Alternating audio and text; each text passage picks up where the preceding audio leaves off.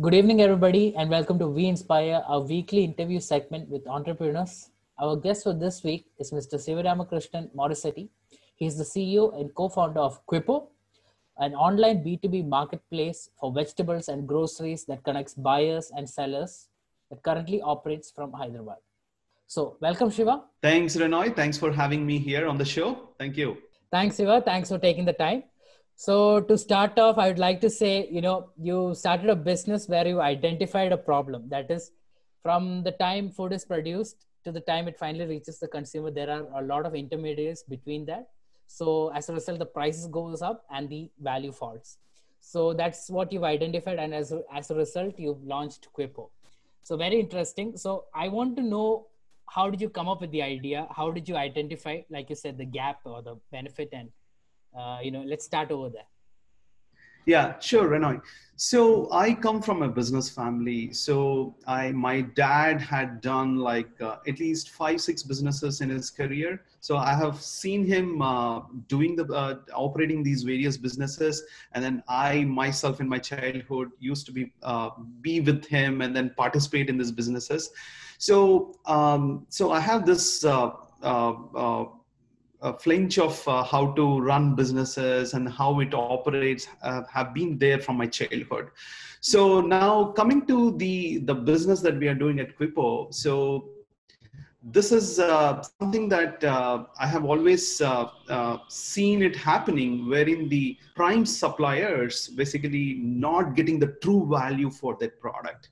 So they are the ones who are creating the product, like the rice mills. I mean, they are basically doing all the ones that take from the farmers and then produce the rice, but then it goes through so many intermediaries, and then now when finally it reaches the consumer, basically especially the value on the price has gone up so much, which easily could be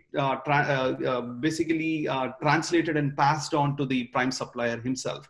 So it's okay. Now to the question on how it came, I think it's my childhood upbringing and then what I have seen, and then being the part of the business family. This thought has crept in me, and then I have formed ideas on how to solve the problem, and then that's one of the reasons how I would say is actually translated into Quippo. Okay, all right, Shiva. So I'm sure that experience came in handy when you were faced with the COVID situation, and as you can imagine, that has affected a lot of people all over the world. So what were the challenges that you faced in your personal life as well as your business life, and how were you able to overcome these challenges? Sure. So, I mean, COVID had actually presented a lot of challenges for our business, Quippo. As you could see that we are at the epicenter of the whole COVID because our team, the operations team had to be on the ground and then provide the logistics on a daily basis to all our thousands of customers. It was, so I would say number one, the challenge was to get the needed permission from the government.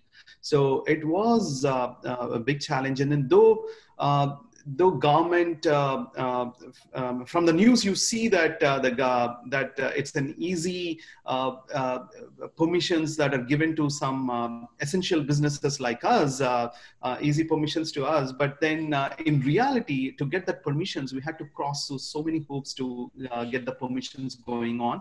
So that was one big challenge. And then number two, keeping the team on the ground working through the COVID when the fears were at the peak. So we had to take a lot of precautions and a lot of measures to make sure that they are safe, and then operating with all the norms followed. And then we created a process out of it, and then we formed a team who could closely monitor, because at the end, we don't want any of our employees to be affected. So that was a challenge, but then we came out of it. Number three, we had lost one of the customer bases, which is the restaurant segment, because they were not purchasing as much. And then so that's when like we thought, we sat back and then figured out in how to basically augment that. And then that's when we got introduced groceries, and then we onboarded a lot of Kirana customers. Now we have like thousands of Kirana retailers on our platform.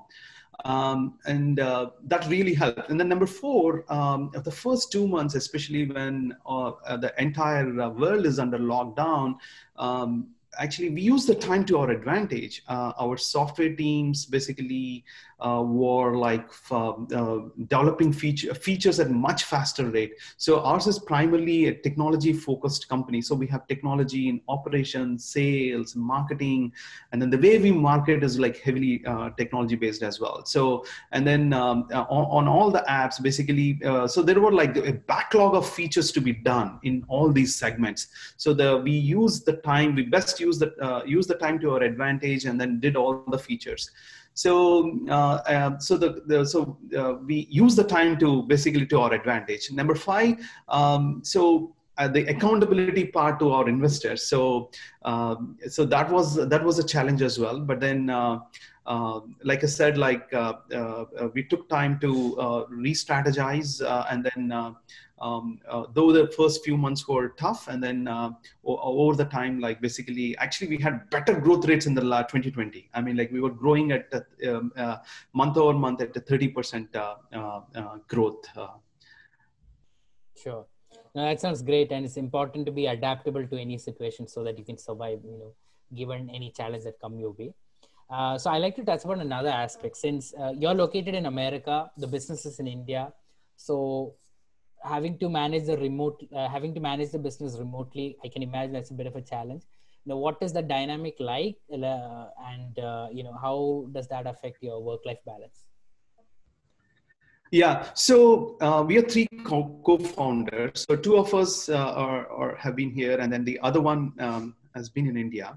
But then now I, from the past 2.5 years, have been commuting very regularly to India, and then looking after the company. Now I would be getting a full-time role,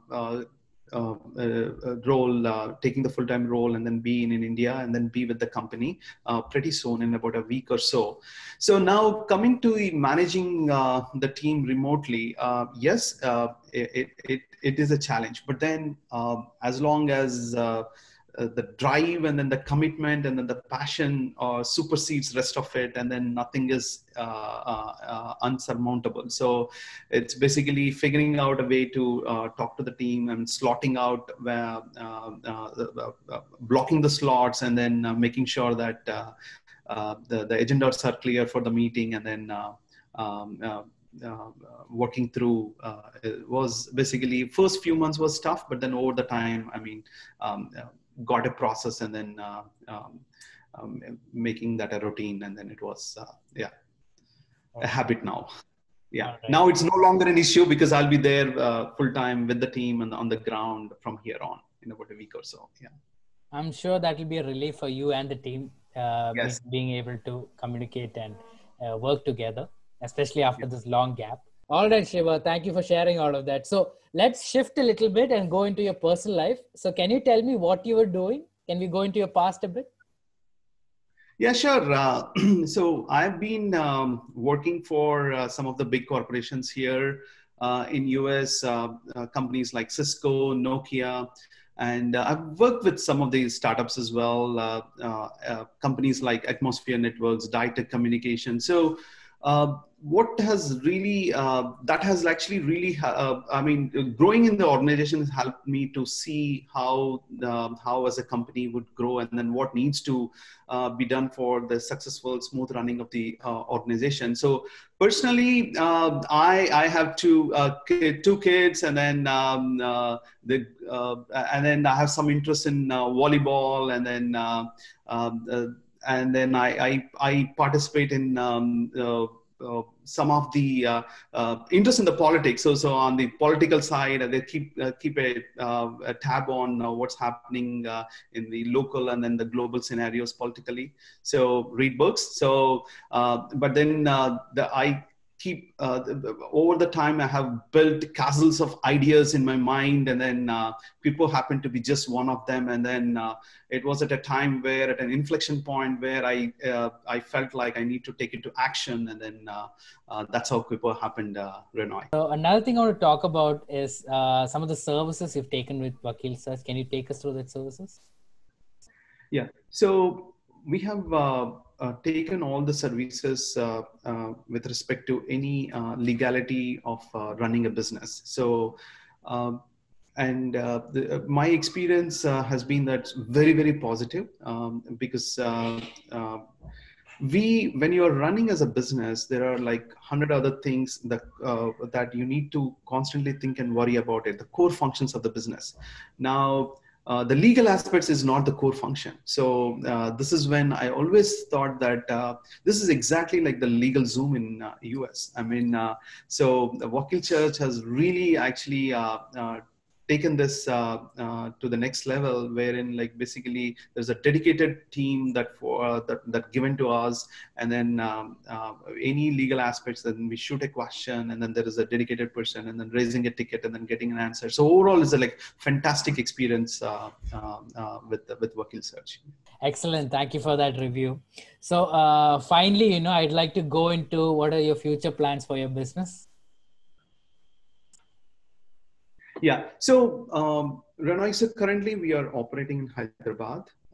We wanted to expand to 3 other states pretty soon, all the southern states, and then eventually expand all across India. So, in a nutshell, if I were to summarize about Quipo, so the Quipo is right now is a B2B marketplace for sellers and buyers to do the trade, essentially on the food and daily essentials.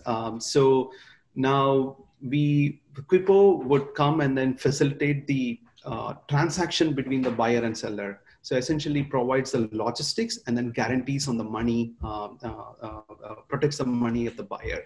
So now these buyers and sellers could do the intra-city transactions or the intercity transactions. So currently Quipo is the single vendor on the platform. We'll be soon launching onto the a multi-vendor platform in about 6 weeks from today. Wow, amazing to hear that.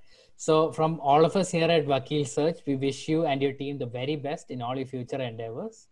Thank you, Shiva, for taking time to participate in our weekly interview process. Thanks, Renoy. Thanks for having me. And it was a great dialogue with you. Sure. Thanks, Shiva. Bye.